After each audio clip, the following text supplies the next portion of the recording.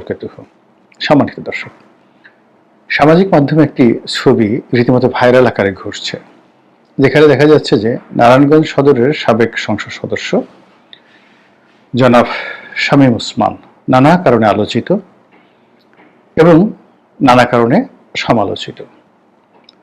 তিনি তার পরিবার পরিজন নিয়ে একটি বিলাসবহুল ব্যাটারি চালিত গাড়ি, হয়তো কোনো রিসোর্ট অথবা কোনো প্রমোদ কেন্দ্র দুবাইয়ের, সেখানে তিনি বসে আছেন বা সেইটাতে চড়ে, যেগুলোকে বাগি বলা হয়, কোথাও যাওয়ার চেষ্টা করছেন।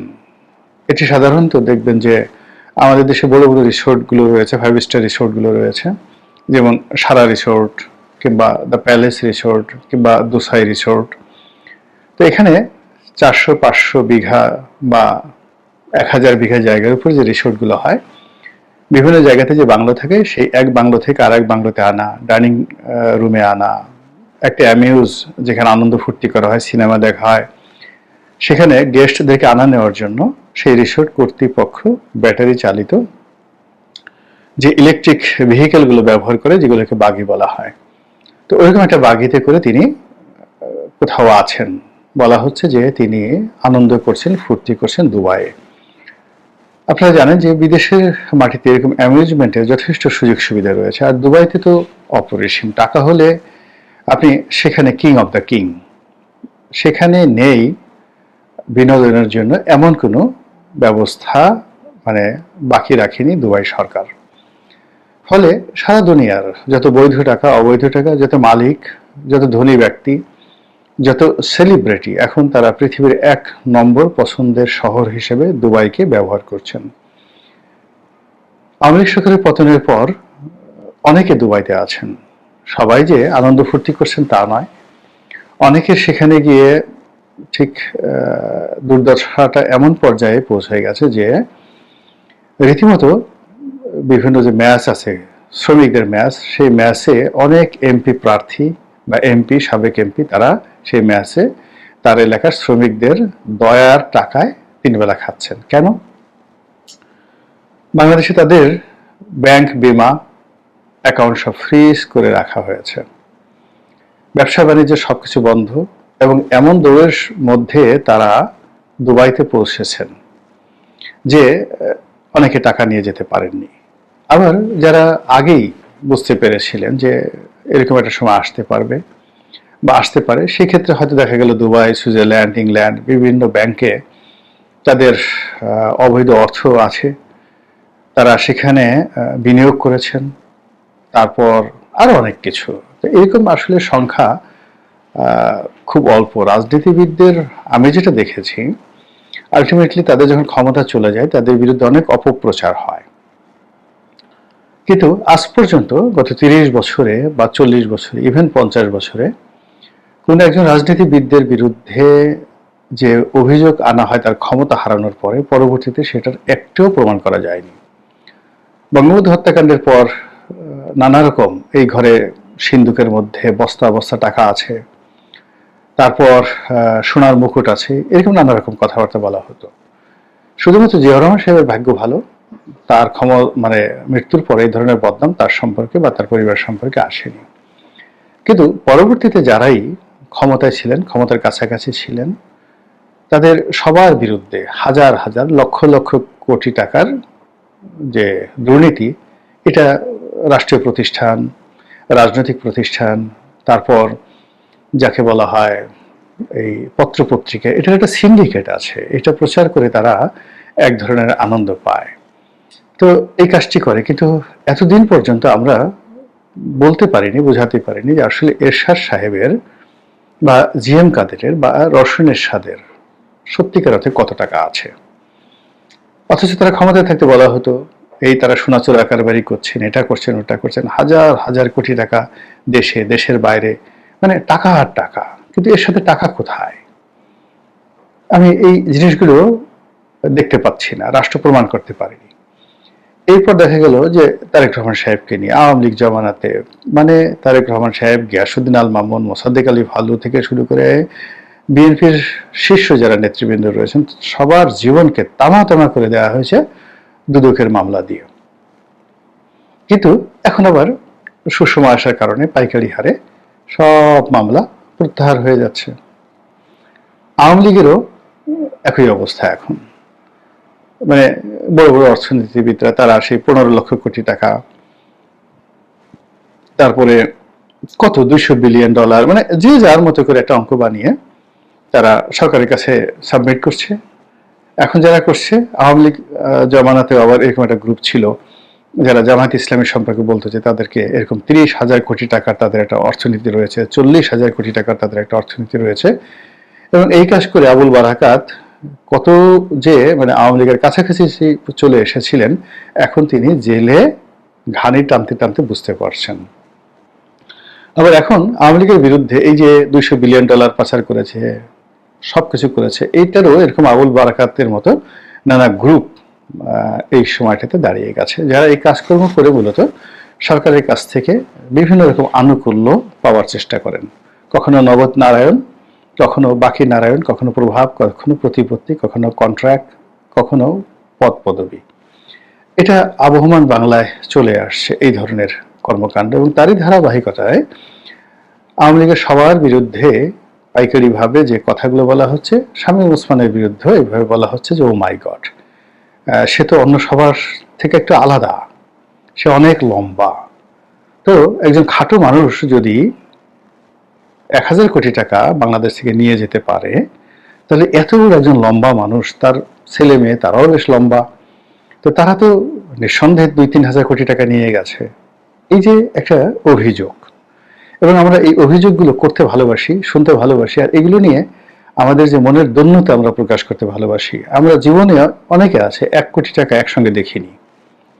মাসে আমাদের অনেকের আয় রোজগার 50,000 টাকাও না, কিন্তু আমরা যখন কাউকে অভিযুক্ত করি তখন বলি যে না, এই 1000 কোটি টাকার নিচে চুরি করেনি। কিন্তু আমরা নিজেরা সারা জীবন চেষ্টা করেও 1 কোটি টাকা গুনতে পারিনি, 10 লাখ টাকা সঞ্চয় করতে পারিনি, মাসে 50,000 টাকা আয় করতে পারিনি। তারাও যে কোনো মানুষের বিরুদ্ধে যখন অভিযোগ দেই, 1000 কোটি টাকার নিচে আমরা অভিযোগ দিইনি। এটি মূলত আমাদের নিজেদের একটা হীনমন্যতা। মানে আমরা যে পারছি না, যে জিনিসটা আমরা পারছি না সেটা অন্যের মাথার উপর চাপিয়ে দিয়ে, অন্যের শরীরে সেটা মাখিয়ে দিয়ে আমাদের এক ধরনের একটা তৃপ্তি আসে।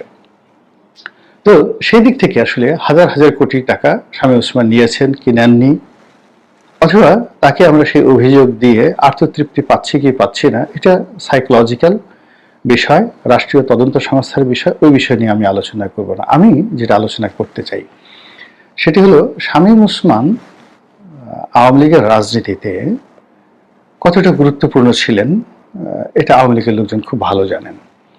তিনি অসাধারণ বক্তব্য দেন, নারায়ণগঞ্জে তার যথেষ্ট প্রভাব এবং প্রতিপত্তি ছিল এবং এখনো আছে। তারপর রাজনীতিবিদ হিসাবে তার পরিবারের যে 4 জেনারেশন, মানে তার দাদার বাবা, তার দাদা, তারপরে তার বাবা এবং এই প্রজন্মে তারা, এই 4টি জেনারেশন নারায়ণগঞ্জের মাটি এবং মানুষের সঙ্গে মিশে আছে। ভালো বলেন মন্দ বলেন, লক্ষ লক্ষ মানুষ এই ওসমান পরিবারের সাথে জড়িত। তো নারায়ণগঞ্জের মাটিতে তাদের কোনো বিকল্প নেই। তারা 3 ভাই সংসদ সদস্য হয়েছেন, তারপর ছিলেন একই সঙ্গে সংসদ সদস্য, তারপর তাদের সম্ভবত চাচি হন সম্পর্কে, চাচি, এই যে কবরী মারা গেছেন, চিত্রনায়িকা কবরী, তিনিও সংসদ সদস্য হয়েছিলেন। তো এই পরিবারের যদি একটা ঐতিহ্য না থাকে, তাহলে এভাবে আসলে 4টি জেনারেশন ধরে কন্টিনিউয়াসলি একটা এলাকার বা একটা জেলার সম্পূর্ণ রাজনীতি তারা নিয়ন্ত্রণ করতে পারতেন না। কিন্তু আওয়ামী লীগ কেন্দ্রীয়ভাবে তাকে ওইভাবে মূল্যায়ন করেছে বলে আমার কাছে মনে হয়নি। তিনি বারবার বলার চেষ্টা করেছেন যে নেত্রী তাকে বলেছে মন্ত্রী হওয়ার জন্য, তিনি মন্ত্রী হননি। তো এটা বেসিক্যালি নিজেকে সান্ত্বনা দেওয়ার জন্য, কিন্তু আওয়ামী লীগ আসলে তাকে মন্ত্রী বানায়নি। কিংবা তাকে তো অ্যাটলিস্ট যেমন আহমদ হোসেন, BM মুজাম্মেল, সরি, তারপরে আরো অনেক যাদেরকে বড় বড় পদ দিয়েছেন, তো সেই তুলনায় শামীম ওসমান সাহেবকে তো একটা পদ পদবি দেওয়া যেত, সাংগঠনিক সম্পাদক বানানো যেত, যুগ্ম সাধারণ সম্পাদক বানানো যেত, আরো অনেক কিছু, প্রচার সম্পাদক বানানো যেত, কিন্তু সম্পাদকীয় কোনো পদ পদবি তাকে দেওয়া হয়নি।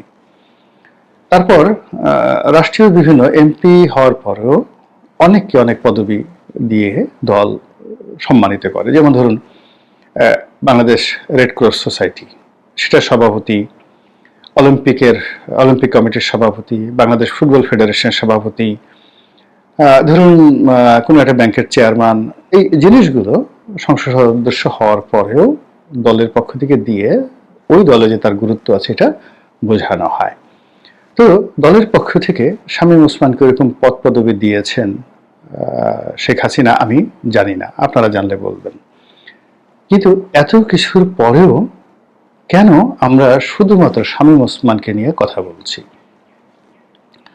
কেন ওবায়দুল কাদেরকে নিয়ে আমরা কেন কথা বলছি না? মাহবুল আলম, হানিফ সাহেবকে নিয়ে কথা বলছি না? বারবার কথায় কথায় শুধুমাত্র শামীম ওসমানের মার্কেটিং আমরা করে যাচ্ছি। অথচ আপনি দেখুন যে আমি প্রথমে যেটা বললাম যে তার একটা ভালো পারিবারিক ঐতিহ্য রয়েছে, নিজের জনপ্রিয়তা রয়েছে, সাংগঠনিক ক্ষমতা রয়েছে, সেটা উইদিন নারায়ণগঞ্জ। আবার তার যে সংসদীয় আসন, তার প্রবল প্রতিদ্বন্দ্বী সেলিন হায়াত আইভি, তার সঙ্গে তার সারা বছর মানে জিন্দিগি ভর মানে খুনসুটি ছিল, বিতর্ক ছিল, প্রতিযোগিতা ছিল, শত্রুতা ছিল, সবই তারা করেছেন। এটাও সারা দেশের টক অফ দ্য কান্ট্রি ছিল। কিন্তু নারায়ণগঞ্জের বাইরে ঢাকার শহরে আমরা যে তাকে হিরো অব দ্য হিরো বানাচ্ছি, এটা মূলত আসলে তার ব্র্যান্ডিং করছি। দ্বিতীয়ত আওয়ামী লীগের ব্র্যান্ডিং করছি। শামীম ওসমানের নাম আসলেই আওয়ামী লীগের নাম আসবে, শামীম ওসমানের নাম আসলে বঙ্গবন্ধুর নাম আসবে, শামীম ওসমানের নাম আসলে শেখ হাসিনার নাম আসবে। এখন তিনি আনন্দ করেন, ফুর্তি করেন, এবং এই যে আমরা তার বিরুদ্ধে যত নেগেটিভ কথাবার্তা বলি, আলটিমেটলি দেশবাসী যতবার শামীম ওসমানকে বা আওয়ামী লীগকে, শেখ হাসিনাকে ভুলতে চাচ্ছে, আমরা নিজেরা নিজেদের আতঙ্ক থেকে, নিজেদের ঈর্ষা থেকে বা অন্য যে কোনো কারণে হোক, বারে বারে শুধু আওয়ামী লীগকে সামনে নিয়ে আসছি, শেখ হাসিনাকে সামনে নিয়ে আসছি, আর বঙ্গবন্ধুকে সামনে নিয়ে এসেছি। এটা কি প্রযুক্তির কারণে, নিজেদের নির্বুদ্ধিতার কারণে, না ইচ্ছে করি আমরা এই কাজগুলো করছি মূলত আওয়ামী লীগের পক্ষে? এনিওয়ে, আমার কাছে যেটা মনে হচ্ছে যে এই সময়টিতে হঠাৎ করে যেভাবে শামীম ওসমান সামনে চলে আসছেন, হঠাৎ করে আওয়ামী লীগ যেভাবে সামনে চলে আসছে, শেখ হাসিনা যেভাবে সামনে চলে আসছে, একটার পর একটা মিছিল হচ্ছে। ডাকসু নির্বাচনে শামীম ওসমান ওটা বলেছেন, ঢাকার অমুক জায়গাতে শামীম ওসমান মিছিল করেছেন, নারায়ণগঞ্জে মিছিল করেছেন, এই কথাগুলো বলে মূলত আওয়ামী লীগের ব্র্যান্ডিং আমরা করার চেষ্টা করছি, বা আমরা চেষ্টা না করলে এই ব্র্যান্ডিংগুলো হয়ে যাচ্ছে। আর আলটিমেটলি এতে করে বর্তমান যারা ক্ষমতায় রয়েছেন, জামাত, এনসিপি, আগামীতে যারা ক্ষমতায় আসবেন, বিএনপি, তাদের জন্য রাজনীতির মাঠটি ক্রমশ ডিফিকাল্ট হয়ে যাচ্ছে, প্রচণ্ড ডিফিকাল্ট হয়ে যাচ্ছে। এর কারণ হলো আতঙ্ক এমন একটা জিনিস, যে কোনো বিষয় যা আপনি কখনো দেখেননি অথবা এই পৃথিবীতে নেই, এরকম বিষয় আপনার মনে এমন আতঙ্ক তৈরি করবে যে আপনার খাওয়া দাওয়া বন্ধ হয়ে যেতে পারে। কোনো মানুষের মধ্যে এই যে আমরা যে জান্নাতকে ভালোবাসি অথবা জাহান্নামকে ভয় পাই, এটা বিশ্বাস থেকে, কিংবা আমরা মনে করি যে আল্লাহর একটা গজব নাজিল হয়ে যাবে আকাশ থেকে, বা আমরা এই যে ইবলিশ শয়তানের কথা চিন্তা করি, যা কিছু আমরা চিন্তা করি আমাদের মনোমস্তিষ্কে, ওটাই আমাদের শরীরে নানা রকম রসায়ন তৈরি করে, কখনো বিষ তৈরি করে, কখনো বা ভালো কোনো যাকে বলা হয় হার্বাল তৈরি করে ফেলে, টনিক তৈরি করে ফেলে, ওষুধ তৈরি করে ফেলে। তো সেই দিক থেকে আওয়ামী লীগ, শামীম ওসমান, এই নামগুলো বারবার যে আমরা সামনে নিয়ে আসছি, মূলত যাদের নাম আনছি তারাই দিনকে দিন আমাদের সামনে পাহাড়ের চেয়ে বড়, হিমালয়ের চেয়ে বড় অপ্রতিরোধ্য শক্তি হিসেবে তাদেরকে আমরাই প্রতিষ্ঠা করে ফেলছি আমাদের নিজেদের বিরুদ্ধে। মহান আল্লাহ আমাদের সবাইকে হেদায়েত দান করুন।